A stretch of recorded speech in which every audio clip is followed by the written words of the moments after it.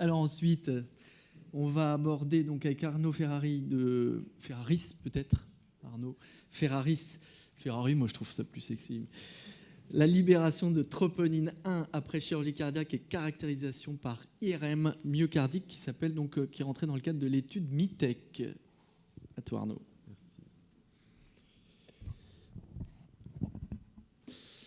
Merci, messieurs les modérateurs. Donc, je me présente, Arnaud Ferraris, et j'ai travaillé donc, dans ce contexte, dans mon travail de M2, avec le professeur Fellahi et le docteur Chiari, sur des IRM post-opératoires. Dans ce contexte-là, je n'ai pas de lien d'intérêt. Donc, en guise d'introduction, comme vous le savez, la troponine en post-opératoire, on a différentes sources de libération, avec tout d'abord, et ces différentes sources sont évidemment intriquées dans votre dosage seul et unique post-opératoire que vous faites, avec et bien sûr des lésions chirurgicales, donc qui sont une libération intracytosolique de la troponine. C'est une libération assez précoce liée tout simplement aux dégâts chirurgicaux, bistouri du chirurgien. Et tout cela est intriqué avec une libération liée à la nécrose myocardique, qui est probablement plus importante en termes de pronostic, et puis liée à la séquence d'œdème et à la séquence d'ischémie-reperfusion et de l'œdème myocardique. On comprend assez aisément que l'impact pronostic, le poids pronostic de la troponine lié entre ces trois items est probablement très différente entre une lésion chirurgicale, une lésion aiguë, et puis de la nécrose myocardique avec un poids pronostic probablement plus important sans qu'un dosage biologique standard de votre laboratoire puisse en faire la différence. Depuis longtemps, on connaît l'impact pronostic de la troponine post-opératoire, du dosage post-opératoire de la troponine avec une étude parmi tant d'autres qui montre la survie bien altérée en cas de libération de troponine post-opératoire, et ce, même sur le long terme. Vous voyez ici à 2 ans, des malades qui meurent beaucoup plus quand il y a la libération de troponine après une chirurgie cardiaque.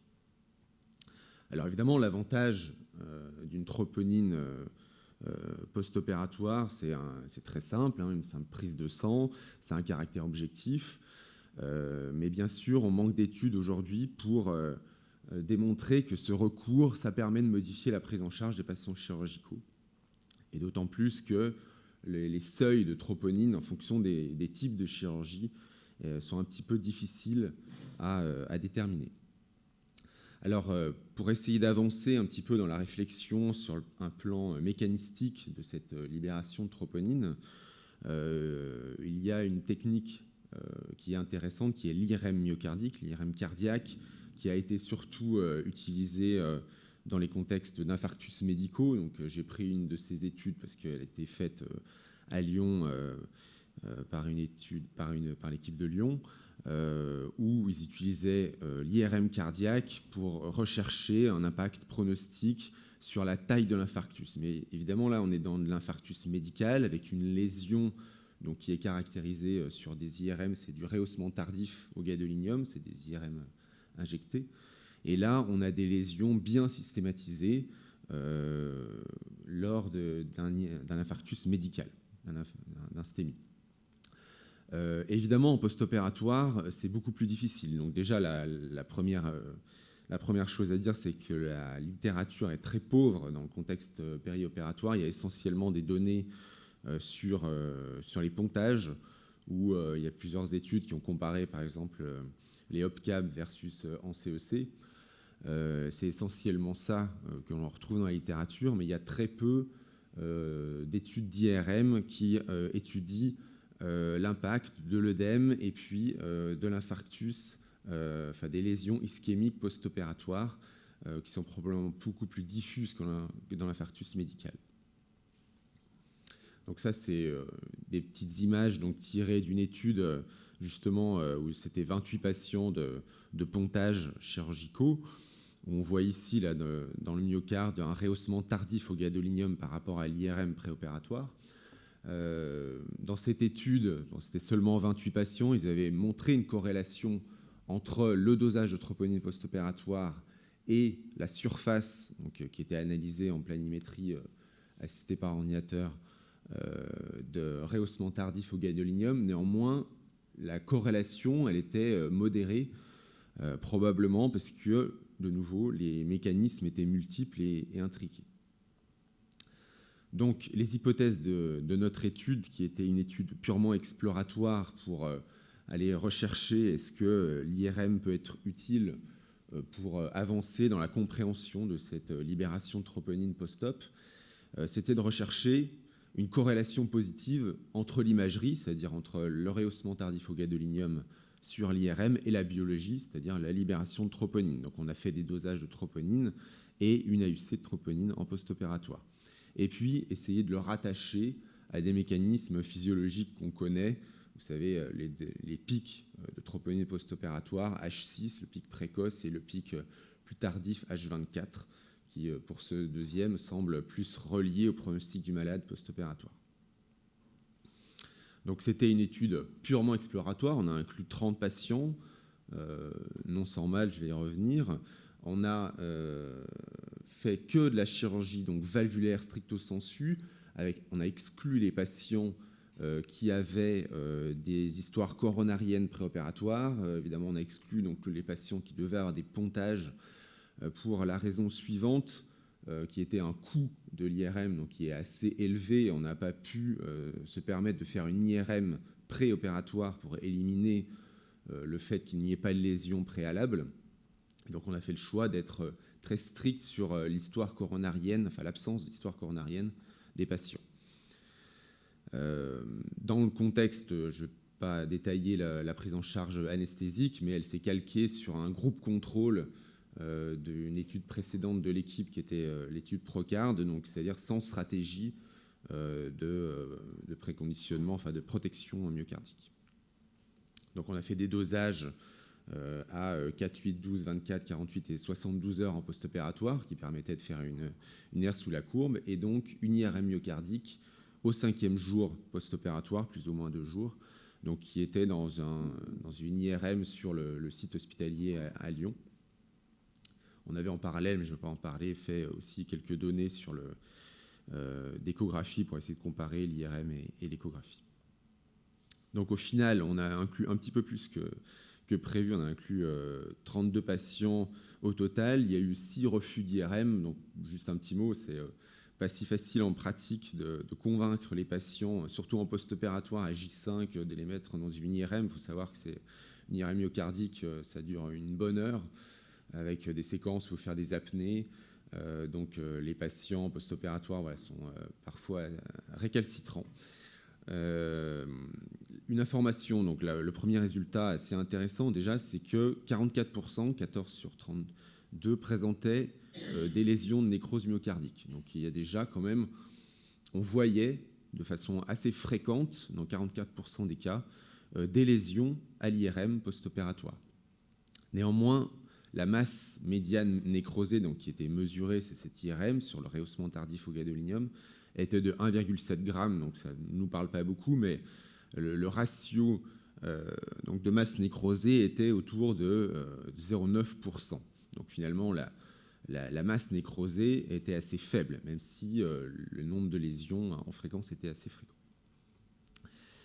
Sur la biologie et les pics de troponine, donc on a dichotomisé les patients entre les patients qui avaient une nécrose à l'IRM et les patients qui n'en avaient pas, et on a comparé à la fois les pics et les AUC, et vous voyez, donc, je vous laisse lire les chiffres de troponine qui sont tropo-ultrasensibles en nanogrammes.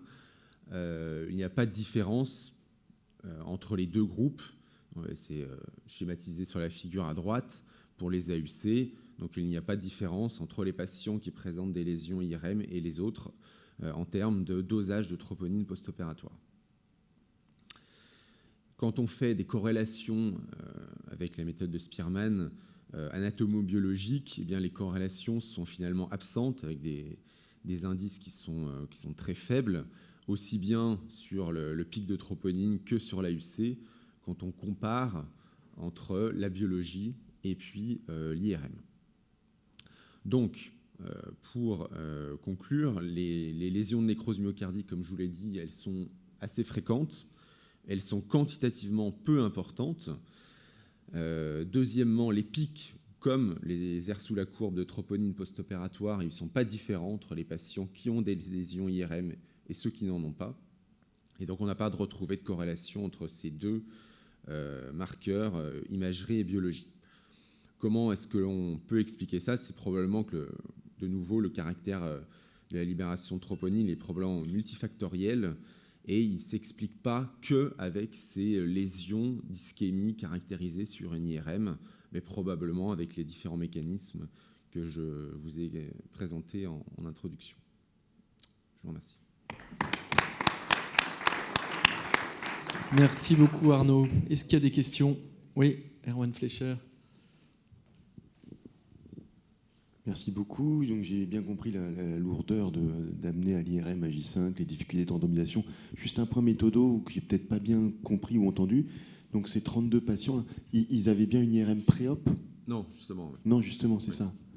Qui est forcément un biais méthodologique important. Mais c'était dans une autre étude qu'ils avaient eu l'IRM pré-op, vous avez dit. Donc là, on n'a pas d'IRM pré-op en fait. Ça, oui, les images que j'ai montrées, c'est une étude, rien à voir, de la littérature. D'accord. Effectivement, on n'a pas fait d'IRM préopératoire, qui est forcément un manque, un biais méthodologique, mais qu'on n'a pas pu faire de façon pragmatique liée au coût de l'IRM, donc qui est très important. Sachant qu'évidemment, c'est vrai qu'il peut y avoir des petites lésions préopératoires qu'on ne verra pas. Après, vous avez essayé de limiter en choisissant que les valvulaires. Le problème des valvulaires, c'est qu'il y a un énorme bruit de fond, et c'est peut-être ce que traduit cette étude, c'est-à-dire que le dommage myocardique engendré par la chirurgie elle-même, on sait bien que sur une chirurgie valvulaire, on a des taux de troponine post-opératoire qui sont quand même plus élevés que sur des pontages. Oui. Et donc, il y a un dommage lié à la process chirurgicale, surtout avec les ultrasensibles, ça monte assez haut. Et donc, finalement, le bruit de fond fait que vous perdez en signal et en sensibilité. Oui. Et c'est vrai que c'est là qu'on se dit, peut-être que la cible, et c'est sûrement ce que vous allez faire après, enfin, c'est ce qu'on aimerait, c'est que vous fassiez la même étude sur du pontage, parce que là, le bruit de fond, c'est quoi? C'est 500 de tropo, et donc il est très faible. Et là, on va avoir un impact direct de l'ischémie-reperfusion, parce qu'il n'y a pas de dommage myocardique chirurgical. Oui. Et c'est quand même, ça donnerait une réponse pour l'analyse physiologique, ça serait quand même vachement plus intéressant. Alors après, IRM avant-après, ça serait top. Là, vous après, effectivement, par contre, c'est le patient valvulaire, mais par exemple, il n'y a pas de mitral, hein, c'est que du aortique ou bental, ou équivalent. Ah, mais il y a quand même du dommage. Mais, oui, on voit bien en ultrasensible. Autant on le voyait pas trop, je trouve, avant sur les troponines standards, mais aujourd'hui avec les ultrasensibles, on voit il y a une très nette différence. Hein. Oui. On passe de 500 à 5000 entre les pontages et les chirurgies valvulaires. Oui, bon. Nicolas. J'ai un commentaire. Pardon. Je peux au fond à gauche. Ouais.